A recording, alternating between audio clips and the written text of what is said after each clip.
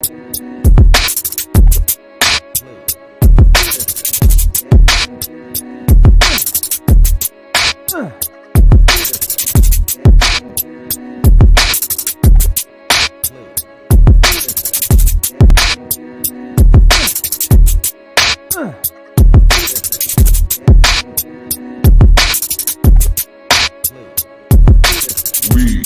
are Legion. What is up, comic fam? Happy new DC Day. One of the best days of the week. Arguably the best day of the week. For me, at least. For some, it might be tomorrow, depending on when your shop releases your DC books. But it is a fantastic week. Tons of great books hit the shelves this week. Some new series starting, some series ending. I'm ready to get all into it. But before I do, check out this short intro.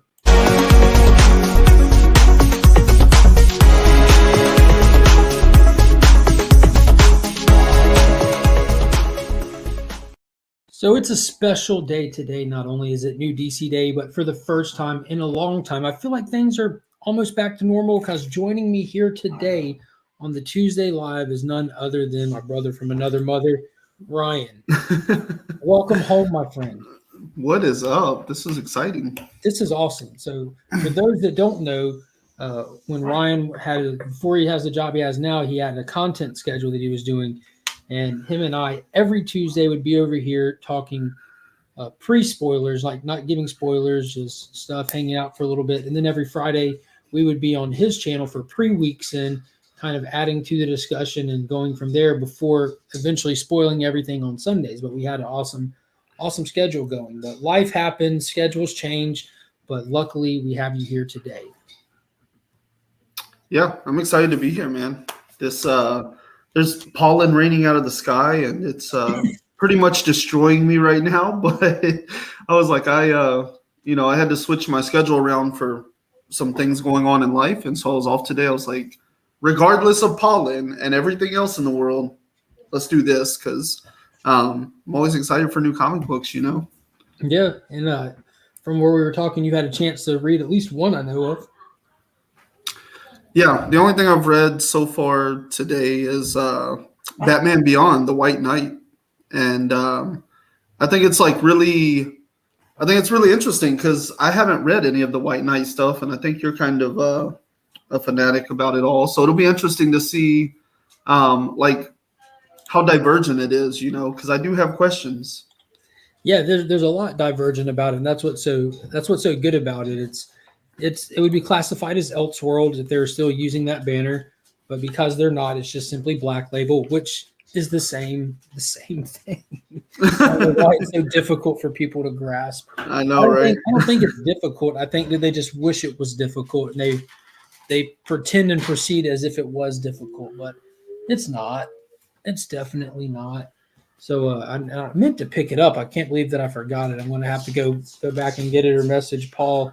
But I did read 2 books this morning, digital, before I went to the LCS. I'm going to start with a digital read of mine, which was, I think I've already knocked out all the pictures. It was Batman. It's not a Batman title. It's called Shadow War Alpha Number 1. So with the new crossover series and everything that's about to happen inside of the pages of Batman, Robin, and Deathstroke Inc., they're kicking it off with a just like they did with War for Earth 3. You'll have a kickoff book, then the story will take place in the pages of those 3 titles. Then you'll have a bookend, Shadow War Omega Number 2 or whatever, you know. But the whole concept behind it is Ra's al Ghul has seen the error in his ways, how he hasn't ever been able to accomplish his goal with the means that he sees fit. So he steps up to try to do things differently, and he gets assassinated. So the whole Shadow War is about everyone coming for the assassin. At least that's what the solicitation says. Interesting. That comic is going to be $30 on eBay. This one, the White Knight, or the Shadow War Alpha? I think that it popped up before you started talking about Shadow Wars. So. The lag throws it off sometimes. Yeah, I think he was talking about the White Knight one. Yeah, so I do recommend checking out the Shadow War. It was Joshua Williamson was writing it. It was a fantastic read. It was smooth. They were building a big story. They hit you with some cool moments, and going from there, What's going on with the White Knight book that's got it hyped up, Eli? Unless you're just messing around. I wouldn't be surprised if it's going for more. But I don't know. I think it's probably just like non-pre-orders. I don't check Key Collector for to spec buy or anything, but it's definitely useful if you're something out there that you don't normally pick up and you're thinking about it. It's always good to check to see if it could be potentially affected by that secondary market. Let's see, hot keys this week. Yeah. What is on there? This week we also get oh my gosh. First cameo appearance of Robin, a female of Mongolian descent working under Red Hood. Sean Gordon Murphy posts to Instagram that cover image shown of this issue was underprinted. Interesting. So yeah, there definitely was a Robin in there that we have not seen before, but there was also one in issue 1 of Batman 89. There's countless Robins played with and stuff. So yeah, it might turn out to be something, might not. And then the cover A was underprinted. Yeah. Gots to do those subscriptions when you know something's coming that's good. So this is the 4th volume from Sean Murphy's White Knight universe. You had the first one that was just Batman White Knight that you dealt with Joker going good, basically. And then you had the second volume, which was my favorite so far, which is Curse of the White Knight with Azrael. And you dive into the history of the Waynes and the Arkhams and the origin of Gotham as a city and how these big families were influential, dishonest, crazy, and just build off of that to get a modern telling of it all. It was nuts. And then the third volume was not done by Sean Murphy. It was done by his wife, Katana Collins. And it was just a Harley Quinn-centric one. It was kind of lame, to be honest with you. And then this next one, Sean Murphy's back to bring us Batman Beyond 10 years after the events of the last book. And this started out strong. It started out really strong. That Batman Beyond suit is nothing to play with. Yeah. Which was interesting. His version of Batman Beyond, much more brutal. Not even intentionally either. Yeah. Yeah, like just the suit itself is much more dangerous than I remember. I was like, this is interesting. So I guess if you were to take like the capabilities of the suit and put it in the hands of somebody unaware of them, that's easy to envision happening. Oh, cool! Yeah. Retractable claws, cop. Yeah, it was cool. Yeah. I like how serious it is that suit is out and about. How it's worth risking everything over because of how dangerous that suit is. Yeah. Yeah, well, I thought it was really interesting the way that they even framed it in the first place. That like Batman, because the show has started with Batman with Bruce Wayne in the suit, but he was just too old. It couldn't even compensate for his age, and he retired it. But in this version, they've set it up as like it was so dangerous, so powerful that he never even wore it. So I think that's like just like the slightest of interest as far as like, what is this suit capable of? Because even Bruce Wayne might not know, Yeah. Like he's never put it in practice. I have not opened it yet. It was on the doorstep when I got home about 20 minutes ago. I might open it today. I might not. Depends on how my schedule, my nap goes. But hopefully it has all my BTC exclusives in the one box, because I do have the 2 slabs. I got both of them from them. And then there should be some raw books in there for me as well. What is up? Beckerman is up in the building. Amazing showing of goods on Slab Hub this past Saturday, Beckerman. Pops is up in the building. So moving forward, another one that I'm excited to get is Aquaman Number 2, which this is like there's a lot of little events going on inside the characters' own kind of stories these days. We just had the War for Earth 3 wrap up this week. We've got the Trial of the Amazons going with the Wonder Woman titles. We got the start of the Shadow War. Now, Aquaman was built up a little bit differently. Instead of doing crossovers, they did 2 mini-series that led into this. I started Aquaman the Becoming. I'm behind on it. I still haven't read Black Manta, but I did go ahead and pick this up and start reading it, and I feel like I'm fine. Again, it's like one of those situations where the tie-ins and the build-up add to the story, but I'm not lost without it. That last issue was really good. It was exciting having Jackson, Aquaman, Black Manta, Ocean Master. You got everybody in play. It's pretty cool. So I'm excited for this second issue. Ryan, you've never been an Aquaman guy, have you? Not too much, but I did read the Future State title, which was pretty cool. It was cool. And I read Aquaman Becoming, 2 or 3 issues of that. It was okay. Still really not like something I'm super into, but it's an interesting world. It seemed more like a scene setter to me. You know what I mean? Like it was clearly because it's the same writer for all 3 books, Aquaman, The Becoming, and Black Manta. So I feel like he was using that to really scene set, and probably the same can be true for Black Manta if this was the event he was writing towards. So it's all got to be kind of small fry stuff, just where are they now kind of stuff. But I enjoy Jackson. Me personally was introduced to that character through the Young Justice TV show, where he's a teetotal badass, and he's a cool character. And then the Future State books you mentioned, those were really good. Those 2 issues, that was a little story. The Cosmic Ocean and all that was really cool. Yeah, I'm not sure if the same writer did the Future State issues, but if he did, kudos to him.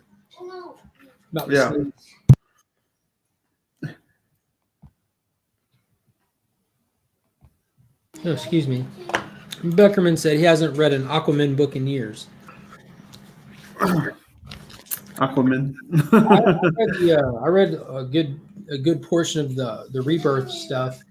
That was really good. I'm pretty sure I think it was Jeff Johns that kicked off the Rebirth stuff. I could be mistaken, but wouldn't surprise me. He had a hand in all of that.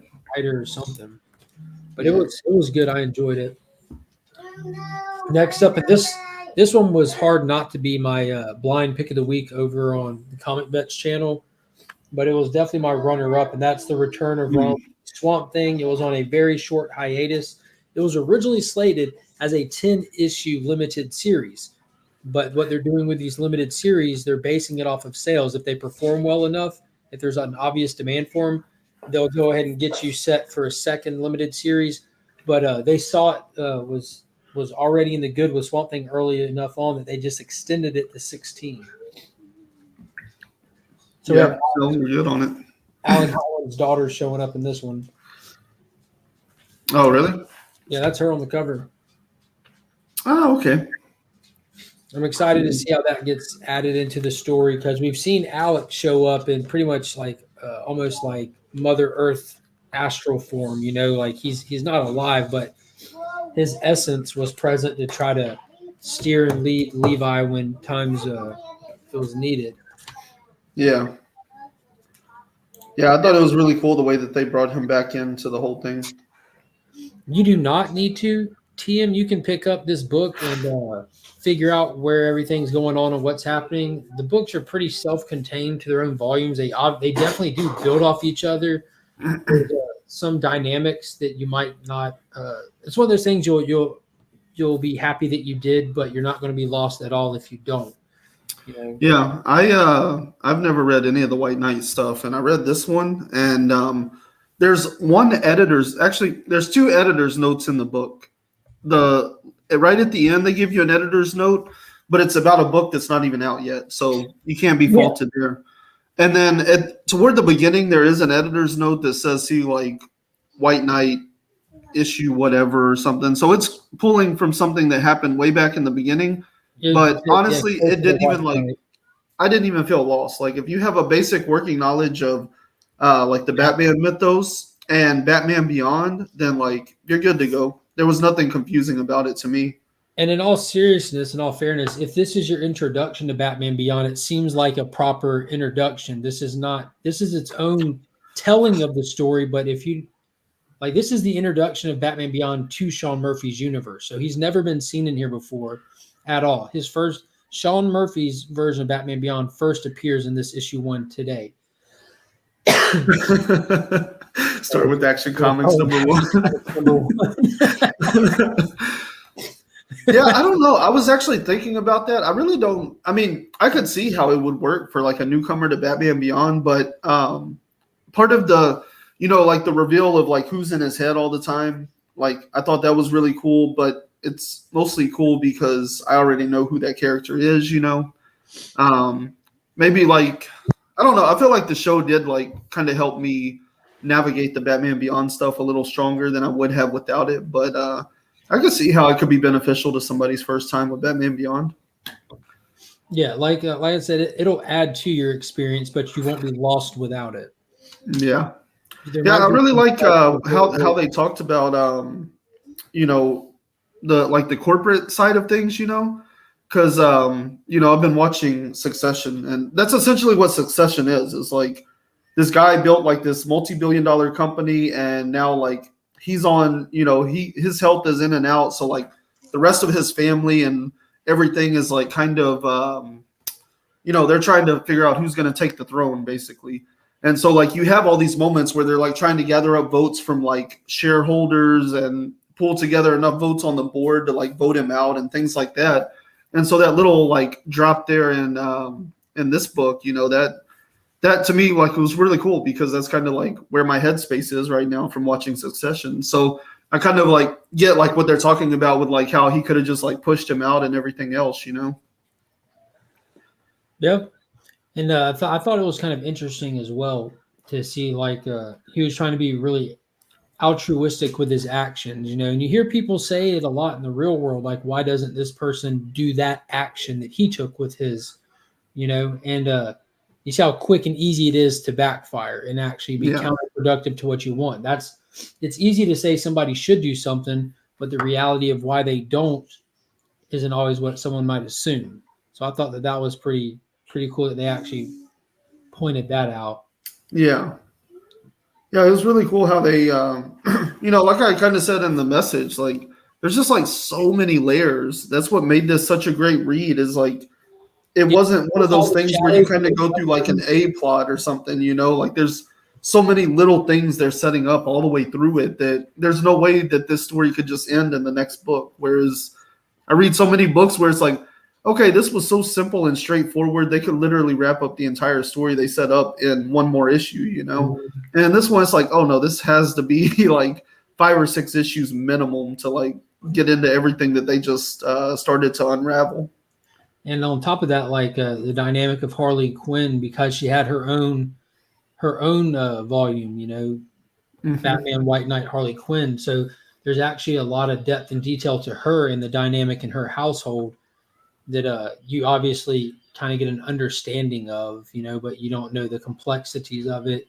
Having just read this, if you go back and trudge through that 3rd volume just to get the character study out of it of Harley, it'll add to a lot. But I'm curious and interested to see out of the previous volumes which one you might enjoy the most. For me, it was most definitely Long Shot Curse of the White Knight. Just Azrael was beast. It was a mystery plot. That one was a total like solving like National Treasure style mystery about your family lineage and the history of your city and how it was intertwined. And they did it. Sean Murphy is doing a phenomenal job with all this. I'm not sure what else he does writing wise, but this is just, in my experience with him, he's really good. Yeah, I know his name pretty well from all of this White Knight stuff. Like I've heard plenty about it over the years, but I really don't know what else he's done or what he is doing outside of this. Warlord's up in the building. What is going on, my friend? How are you today? His art is amazing. It's really wild. Yeah, I really like his style. It reminds me of what was his name? He did that book Big Girls. I'm not sure. Is that the one where they're literally giants from about 2 years ago? Yeah. Yeah. Jason. I'm like remembering it as I'm looking for it, but Jason something? I'm afraid to search it. Jason Howard. Right. Make sure you add comics to the end of it. Yeah, I did. That's funny you said that. I like Big Girls comics. Right. But yeah, White like he Knight has like and kind of First like right that. now to catch up before Beyond. Yeah, and I hate to say it, but read Harley Quinn as well because she's been a primary focal character of all of these books, and her having that third volume, while the plot isn't the most interesting, you're gonna want the meat and potatoes of the character dynamic of it. Terry Batman, yeah, that's who we got in here. That's who they're introducing us to now in the White Knight universe. And without going into spoilers, per the solicitation, this one is meant to be Red Hood heavy, or at least included of Red Hood. We saw at the end of Curse of the White Knight a little tease for Jason Todd, how they brought him into the universe. And then in the Harley Quinn one, he was there very minimally as just an auxiliary character, and they didn't really use him. In this one, we're supposed to be getting the use of Red Hood as seen on the cover, which I'm excited to see how this universe's Jason Todd / Red Hood is, because in Sean Murphy's universe, he was the first Robin, not Dick Grayson. And let me tell you something, chef's kiss, the way that it's handled so far. Yeah, not only the way it's handled, but I like the way that it shifts the whole dynamic. Because again, without getting into too much of it, but it sets Bruce Wayne up as a failure from the beginning, or I guess like Batman, as far as like the sidekick taking in a kid sort of thing, like instead of being super successful with Grayson and then taking on Todd, like this time it's all reversed where like it was not a good. Why would your learning curve go like this? Yeah. Yeah. Yeah, and I think that also sets up like a really interesting dynamic for telling a story that kind of like gets into that. Like how did Batman recover from that? How did Bruce recover from being a total failure and then being willing to take on another student, Mm-hmm. And I like the way that it was mentioned. God, I'm trying not to spoil stuff here. No. The way that the relationship of the two is looked at from a certain character's perspective, and how he acknowledges that dynamic does not work, and that's the problem. Yeah. I'm like, my heart. Yes. It also makes everything else that Jason Todd did, like it makes it all like make that much more sense, Mm-hmm. Like it's completely understanding because of the way it's set up, like it makes it kind of makes Red Hood like a more sympathetic character. Oh, I'm excited to see what he looks like in operation, because Red Hood in main DC continuity in the main universe came out damaged, swinging, killing, and he had to be saved yet again, kind of thing.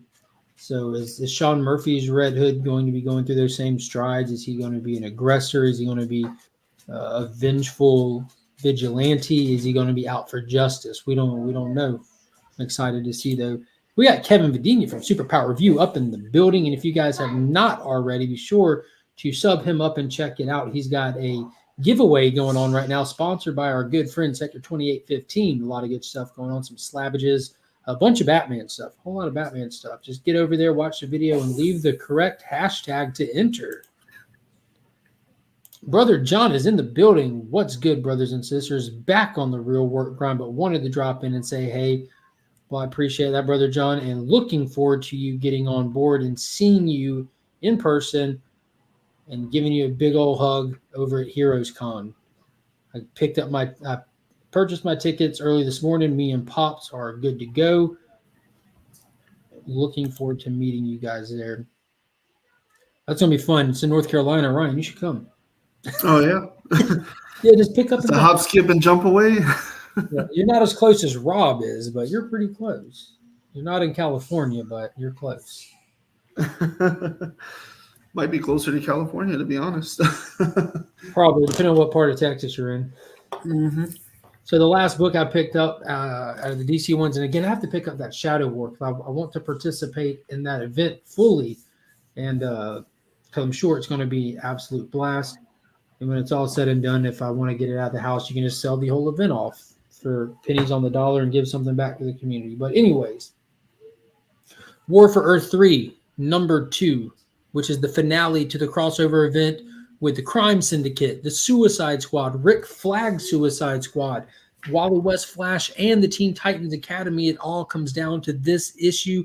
Is Amanda Waller successfully going to get her footing in Earth 3? Is Rick Flag going to stop her? Can the Teen Titans assist him in doing so? Is the Flash going to pop over and get into the middle of this final bout? Or is he, have we seen all we're going to see of him in that one tie-in issue when Johnny Quick stole his cosmic treadmill? Is he going to go get it back? Who knows? Find out this week in War for Earth 3 finale. I've loved these connecting covers. They've been great. So you have like Owlman, Nightwing, and somebody on one of them. They've had pretty much like the shared characters, like Mirror Master, Johnny Quick, and Flash was on one. But this one they don't have. You don't have connecting characters. So you have Peacemaker, Cyborg, and Power Ring. They have no similarity or relation to each other. It was just the final ones left off the connecting cover there. But I'm pumped for it. I really enjoy all the characters involved. I love the teams that are involved. It's been really good. I think it's Robbie Thompson that's been writing it. It has been really, really fun. It's been action-packed. And Amanda Waller is just one of the – Chris the Comic Vet says it all the time. He's got one of the best villains in DC Comics is Amanda Waller, for sure. She never loses somehow. Even when she's losing, she's not losing. Right. I'll take it easy, brother. And we got a super chat in here.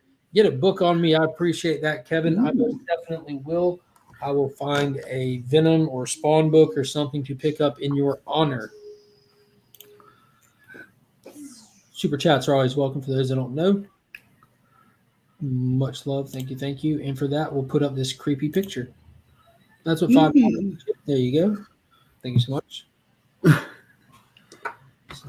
So, yeah, that's it. It was a straightforward week for me. I've had the opportunity to read a few things. Tomorrow, though, books that dropped for me are Hulk number 5. It was very, very decent all the way till the end. Then it just went crap. There's just Hulk number 5 happens on the very last page. Like I'm reading it, right? I'm like, dude, this has actually gotten a little bit. This might be the issue that where it kind of turns. We get a little more. This might be crossover number 8 or whatever. It wasn't. The very last page, something happens. I just wanted to go no and just throw the book. It made me so mad. I'm like, we were on the right track. We were getting there. But Wow. Silver Surfer Rebirth issue number 3 dropped this week. That was fun. That was an exposition dump kind of. I guess if this is your first experience with these characters, this is the issue that gets you caught up a little bit on the more of the what, hows, and whys of those characters.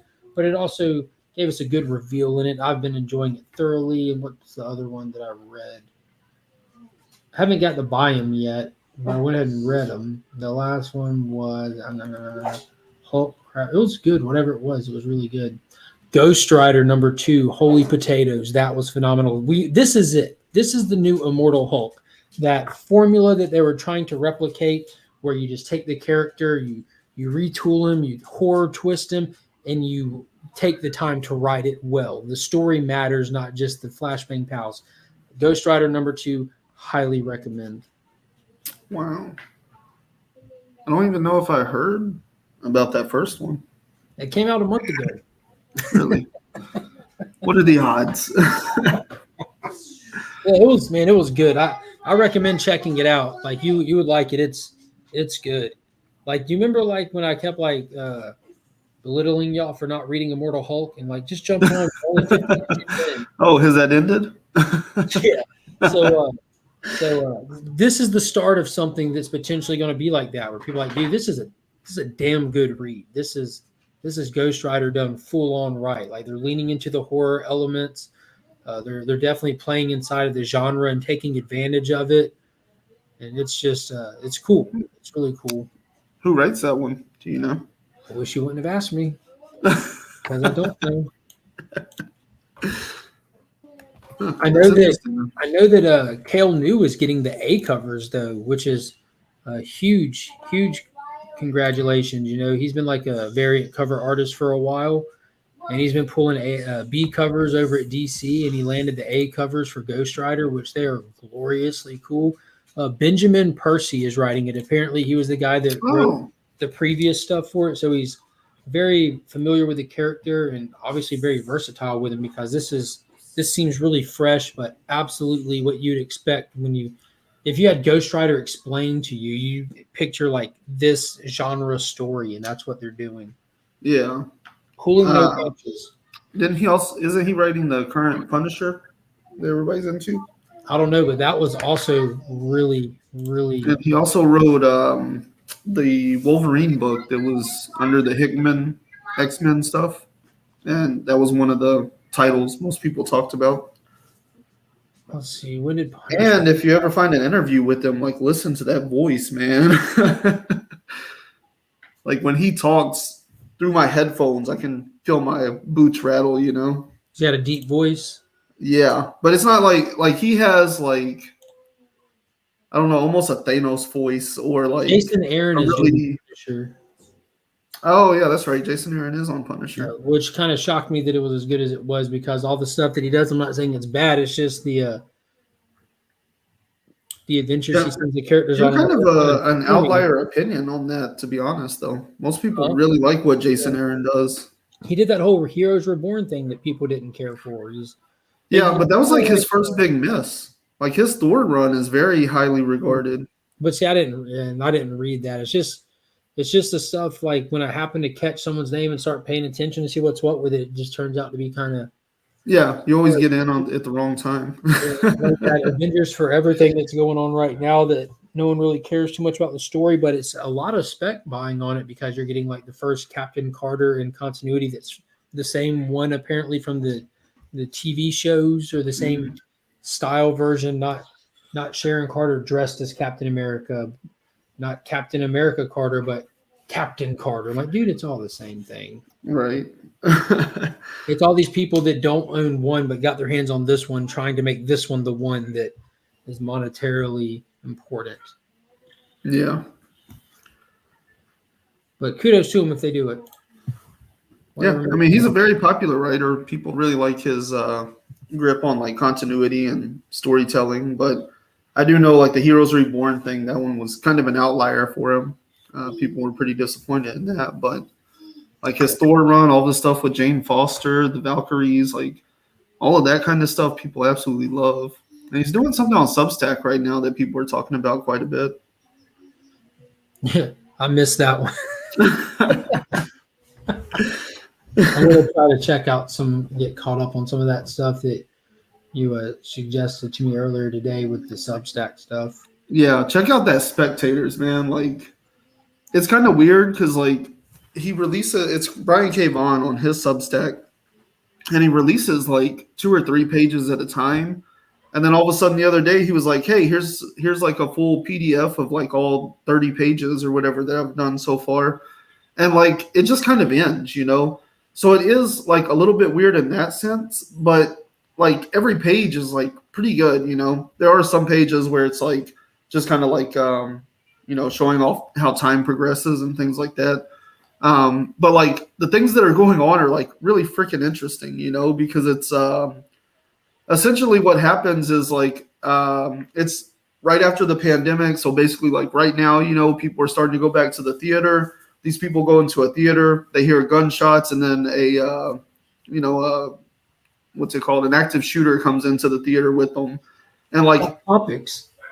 Yeah, and like there. It's really interesting because like they're in a theater watching a movie, and then the active shooter comes in wearing like Mickey Mouse ears, and Disney came in here to kill us.